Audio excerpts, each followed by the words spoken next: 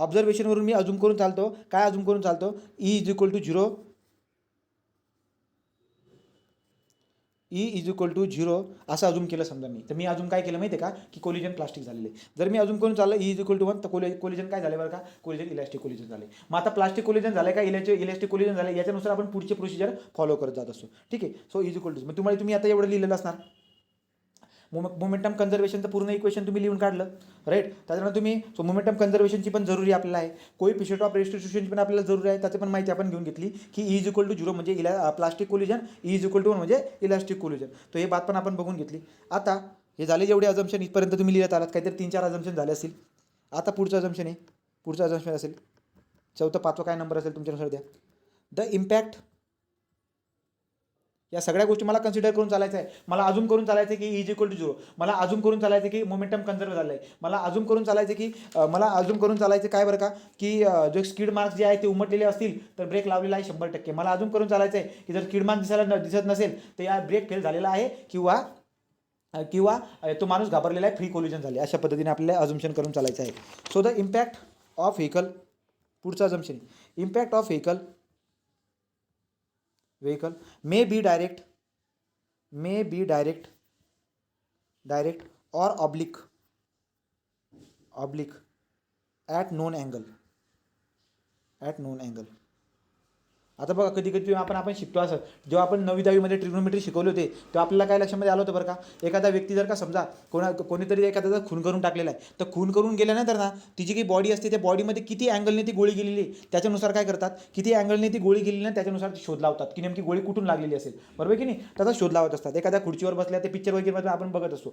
तर मग इथं पण मला काय दिसायला भेटते की जे कोलिजन होते ना, त्या कोलिजन होत असताना आपल्याला अंदाज लागून जाईल की कोणत्या अँगलने समोर लागलेली का किंवा कोणत्या अँगलने धडक झालेली. आता समजा 2 रस्ते आहेत, आता बघा हा जो की ना, हा समजा एक रस्ता आहे, बघा हा रस्ता आहे, इकडून गाडी येते, इकडून पण गाडी येते. आता ही जे कोलिजन होईल हे 90 डिग्रीमध्ये कोलिजन होईल आणि ते मला कळून बी देईल ही गाडी इकडून आली, ही गाडी इकडून आली, किंवा कोणत्या तरी 2 अँगलमध्ये पण ॲक्सिडेंट होईल, राईट की नाही. तो नोन अँगलवरती ॲक्सिडेंट होत असतात, तो अंदाजाने आपल्याला कळून जात असतो. So impact of the vehicle may be direct or oblique at a known angle, ते आपल्याला कळून जाईल. आपण अजून करून घेऊ, चल बाई एवढं असेल, ठीक आहे ना, समोरासमोर गाडी दिसत आहेत ना, या समोर ठोकल्या गेल्यात, त्याच्यानुसार आपण अंदाज लावून घेतो, अँगल काढून घेतो. आपण अँगल पण लागणार आहे ना आपल्याला, ठीक, तो अँगल पण काढून घेतो. पुढचा अजम्पशन आहे कोएफिशिएंट ऑफ फ्रिक्शन काढावा लागतो तुम्हाला. सो कोएफिशिएंट ऑफ, आणि तो काढलेला आहे याच्या अगोदर आपण याच चॅप्टरमध्ये काढला आहे, coefficient of friction of pavement, coefficient of friction of pavement surface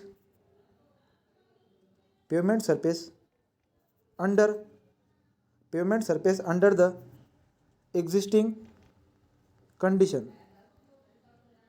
लक्षामध्ये तुम्ही आठवते का तुम्हाला, तो जो काही पेमेंट आहे ना, त्या पेमेंटचा कोएफिशिएंट ऑफ फ्रिक्शन आपण काढून घेणार. कशा पद्धतीने काढणार, मी तुम्हाला एक टेस्ट सांगितली होती, कोणती ती आपली टेस्टिंग काय आहे, ते हे होती आपली ब्रेकिंग इफिशियन्सी काढण्यासाठी आपण काय करत होतो, ब्रेकिंग टेस्ट करत होतो, आठवते का. तर ज्या ठिकाणी ॲक्सिडेंट झालेलं आहे ना त्याच्या कुठल्या तरी थोडंसं साईडला काय करायचं, आपण ब्रेकिंग टेस्ट करून घ्यायची, आणि ब्रेकिंग टेस्ट करून आपण काय काढून टाकायचं, एफ अचीव काढून घ्यायचा. एफ अचीव काढला ना आपण, F achieve is equal to u square by twice GL, आठवते का, u square by twice GL, तो एफ काढून घ्यायचा, काढला, एफ पण काढून झाला. या सगळ्या गोष्टी कराव्या लागतात मला अजून करून चालायचं आहे की मोमेंटम कन्झर्व झालेला आहे, कोलिजन हे प्लास्टिक आहे का इलॅस्टिक आहे, ते मी विचार करून हे करून घेतो, अनुभवी लोकांना कळून जातं ते, राईट की नाही. नंतर इम्पॅक्ट जो आहे तो कोणत्या अँगलने झालेला आहे, स्किड मार्क किती आहे, या सगळ्या गोष्टींचं अजम्पशन करून चालत आहोत आपण. झालं इथपर्यंत. एक्झिस्टिंग कंडिशन, याच्या पुढे लिहायचं होतं पुढे, existing condition may be either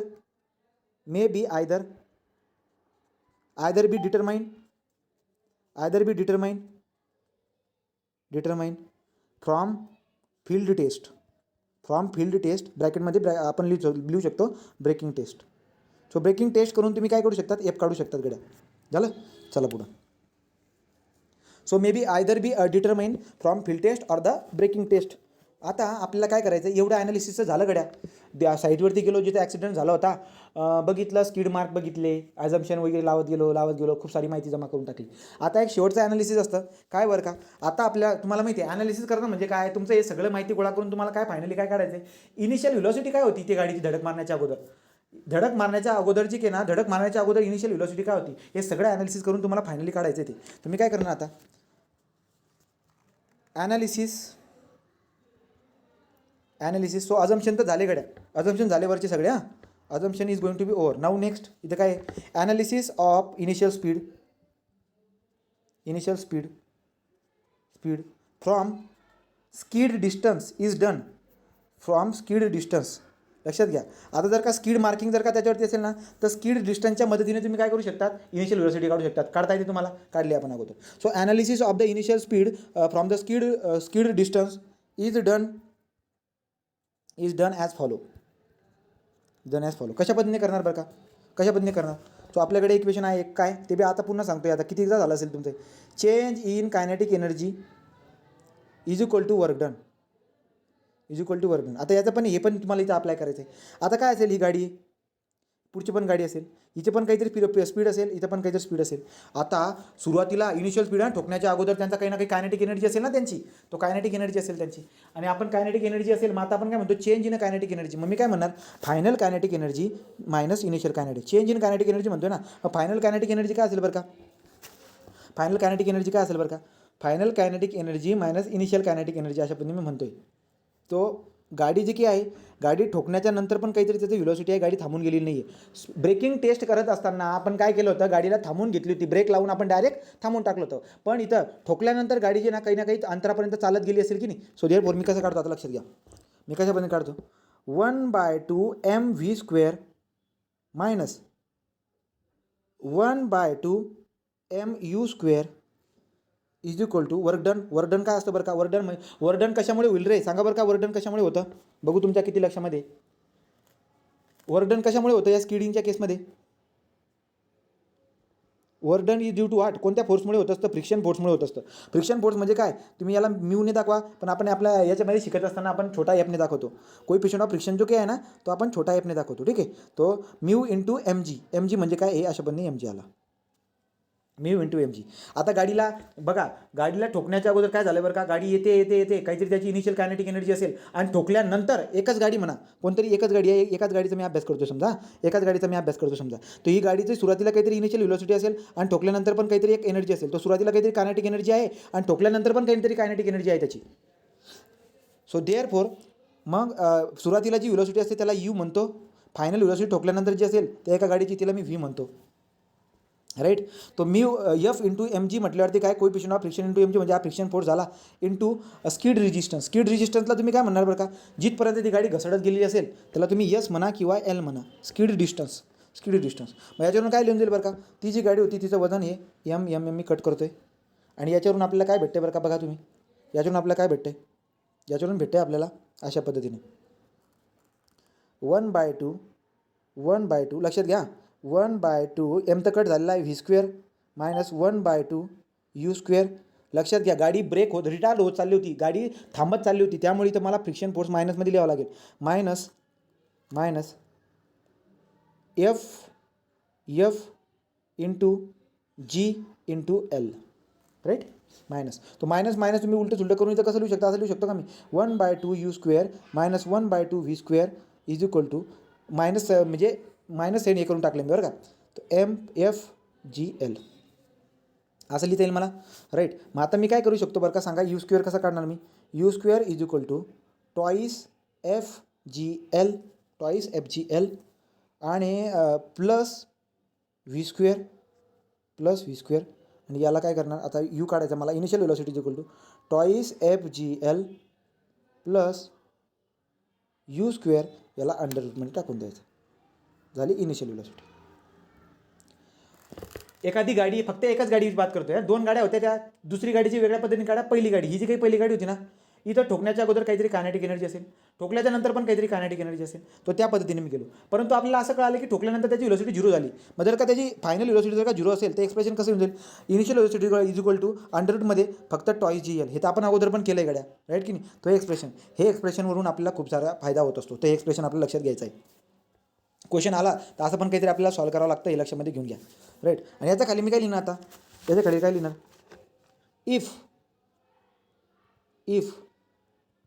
if final velocity after collision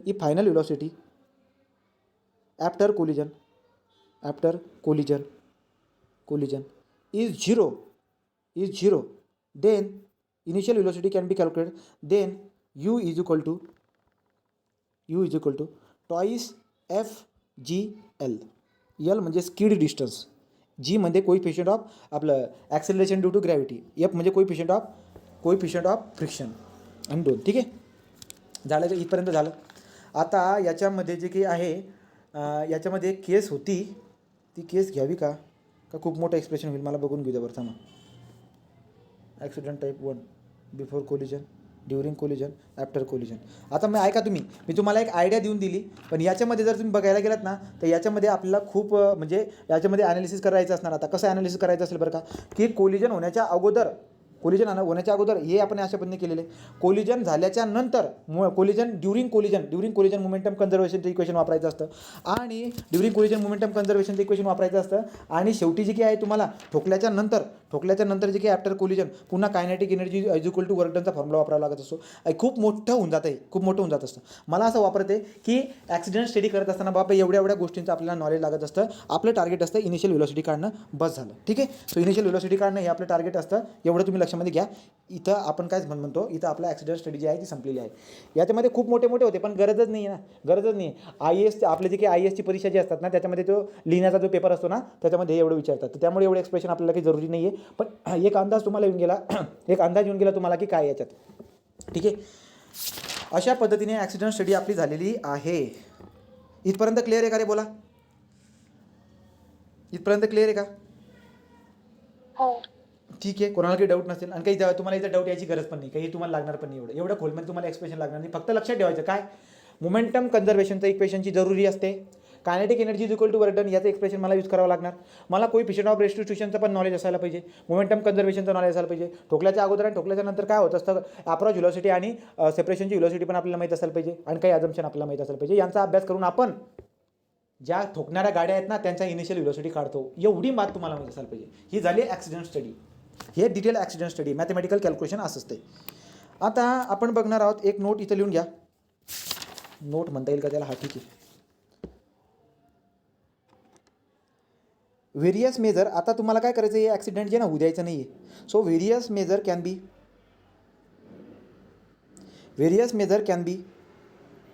can be taken to reduce the accident which are categories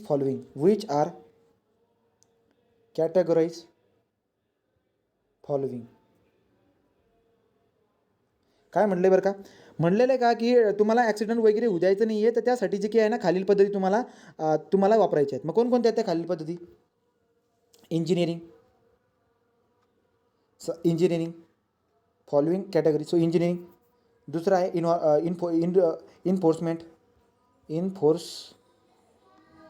enforcement, आणि तिसरा आहे एज्युकेशन.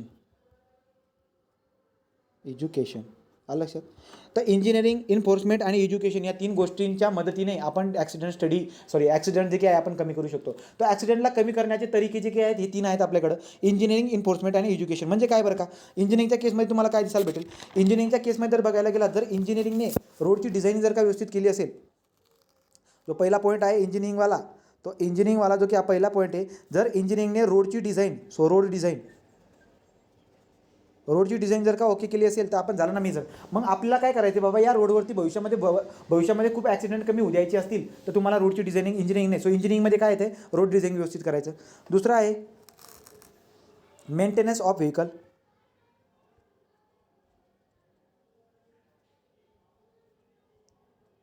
आता मेंटेनन्स व्हेकल पण इंजिनिअरिंग करतात का? हो. तर जे काही मेकॅनिकल इंजिनियर जे लोक आहेत ते काय करतील, सिव्हिल इंजिनिअरिंगच काय थोडी मेकॅनिकल इंजिनिअरिंग काय करत असतात, ते पण व्हेकलचे काय करतात, मेंटेनन्स वगैरे बघत राहतात. सो मेंटेनन्स ऑफ व्हेकल येईल याच्यामध्ये इंजिनिअरिंगमध्ये. नंतर बिफोर अँड आफ्टर स्टडी. ठीक आहे, so before and after study म्हणजे कोलिजन होण्याच्या before and after study. So after study, collision होण्याचा अगोदर आणि नंतर अभ्यास कोण करत असो, इंजिनियर लोक करतात. आणि नंतर रोड लाईटिंग. सो रोड लाईटिंगची डिझायनिंग करणं. नंतर आपलं कोलिजन वगैरे ॲक्सिडेंट वगैरे होण्याच्या अगोदर आणि नंतर माहिती गोळा करणं, राईट. मेंटेनन्स, व्हेकलचं मेंटेनन्स आणि रोड डिझाईन, हे सगळं काम जे काय आहे इंजिनिअरिंग. जर चांगलं इंजिनिअरिंग वर्क जर झालं असेल या एक केसमध्ये तर ॲक्सिडेंट जे काय असतील कमी होऊन जातील. आता इन्फोर्समेंट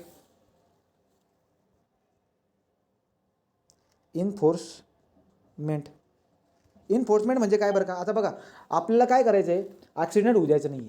मग आपण इन्फोर्समेंट काय करणार, चलन कापायला लावतात बघा. ते ट्रॅफिक पोलीस वगैरे जे असतात ना, स्पीड असं त्यांच्याकडे रडार नसते, लावला का पुढे त्यांना कळाला का एवढी हा स्पीडच्या बाहेर जातोय ना, तो काय करतील बरं का, त्यांनी लिमिट लावून देतात ते. सो आपल्याला काय करायचं, इन्फोर्समेंट म्हणजे काय, ॲक्सिडेंट व्हायला नको त्यामुळे इन्फोर्समेंट लावून द्यायची की असं नका करा, तसं नका करा, पुढे अपघाती वळण आहे, राईट ना, पुढे घर व शाळा आहे, अपघाती वळण आहे, काम चालू आहे, रस्ता बंद आहे, असे सगळे पाट्या तुम्हाला तिथे लावलेले असतील, बरोबर की नाही. तो त्याच्यानुसार काय करते, हे इन्फोर्समेंट आहे, ॲक्सिडेंट जे काही आहे कमी होण्यासाठी. मग आपण काय करतो इथे इन्फोर्समेंटमध्ये आपल्याला ॲक्सिडेंट कमी करण्यासाठी काय करता येईल, मेडिकल चेक,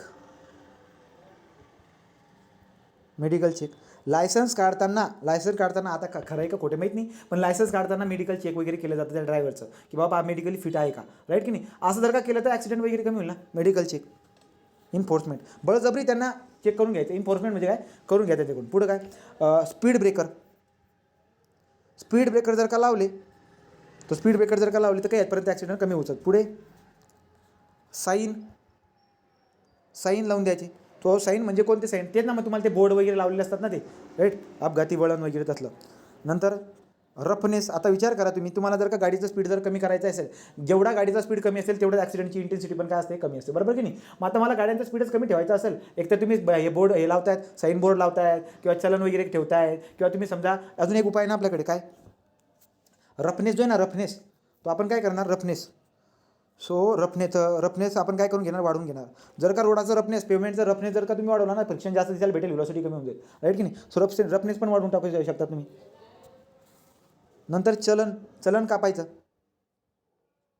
चलन वगैरे कापायची जर का तुम्ही हे ठेवली की दे बाबा जेवढ्या स्पीडच्या जर का वरती गेला तर चलन कापलं जाईल, तर माणूस स्पीडमध्ये जातच नाही, राईट की नाही. ते पण एक. Traffic control devices, right. अजून आहे कमर्शियल व्हेकल म्हणजे काय बरं का याच्यामध्ये, आता लक्षात घ्या, ॲक्सिडेंट तुम्हाला कमी करायचे आहेत ना, त्यासाठी इन्फोर्समेंट येते. असं करू नका, तसं करू नका. रात्रीच्या काय असतं माहिती आहे का, इन्फोर्समेंट काय असतं, दिवसाला ट्रक जे आहेत ना, दिवसाला ट्रक रोडावरती चालू देत नाही, राईट की नाही. चालवत असतील ना कधी पण बघा, जिथं पोलीस चौकी असेल ना रोडावरती, त्याच्या ट्रकला कधी पण साईडला आणतात किंवा पैसे वगैरे घेतात, असलं चाललं राहतं. दिवसाला रोडावरती ना ट्रक वगैरे येऊ देत नाही. ट्रक सगळ्यात जास्त तुम्हाला ना रात्री चालताना दिसायला भेटतात, बरोबर की नाही. तो कमर्शियल, मग ते इन्फोर्समेंट वगैरे तसं केलेलं असतं. आता ॲक्च्युली अशी नियम असतात ती सगळी, परंतु आपल्याकडे तसलं काही एवढं परफेक्ट दिसायला भेटत नाही. तो झालं तो इन्फोर्समेंटच्या केसमध्ये. मग ट्रॅफिक जर का तो आपलं ॲक्सिडेंट तुम्हाला कमी करायचं असेल तर इन्फोर्समेंट करा, म्हणजे काहीतरी एक हे करा, म्हणा की असं करू नका, तसं करू नका, तसलं. एज्युकेशन, आता जागरूकता एज्युकेशनमध्ये म्हटल्यावरती काय बरं का, खूप सारे असे हे बनवतात, मीटिंग वगैरे बनवतात, किंवा असं ठिकठिकाणी जे काही लोक काय करतात, लोकांना गोळा करून जे काही आहेत नॉलेज देतात कशाबद्दल, की ॲक्सिडेंट वगैरे असं होत आहे, तसं होत आहे. तर लोकांना जागृत करणं त्याच्यामध्ये काय बरं का, एज्युकेशन ऑफ रोड युजर.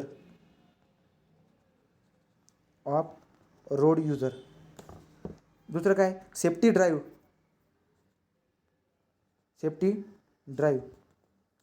पुढे आहे, ठीक आहे, सेफ्टी ड्राईव्ह, ठीक आहे.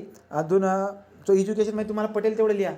आता एज्युकेशनच्या केसमध्ये आपल्याला हे पुस्तक दिलं आहे. आता हे पुस्तक जे काय आहे, पुस्तकामध्ये आपली एवढी सगळी माहिती दिलेली आहे, हे सगळं एज्युकेशनचा भाग आला. तर ॲक्सिडेंटला कमी करण्यासाठी लोकांना जे काही आहे ना, नॉलेज द्या, शिकवा, लोकांना सांगा, राईट की नाही. लोकांना सांगा की बाबा हो असं जर असलं तर असं होतं, ठीक आहे. तो एज्युकेशनच्या केसमध्ये येईल. तर तुम्हाला याच्याबद्दल कोणी प्रश्न विचारणार नाही आहे, ठीक आहे. तो हे झालं इंजिनिअरिंग, इन्फोर्समेंट आणि एज्युकेशन, या 3 गोष्टीचा वापर करून आपण काय करू शकतो, ॲक्सिडेंटला कमी करू शकतो, राईट. अशा पद्धतीने हा वाला आपला ट्रॅफिक स्टडी आणि ॲनालिसिस संपलेलं आहे. तो ट्रॅफिक स्टडी आणि ॲनालिसिस संपलेला आहे. आता आपला पुढचा पॉईंट असतो, बघून घ्या. वाटतं पुढचा पॉईंट कोणता आहे आपला, traffic control devices and regulation.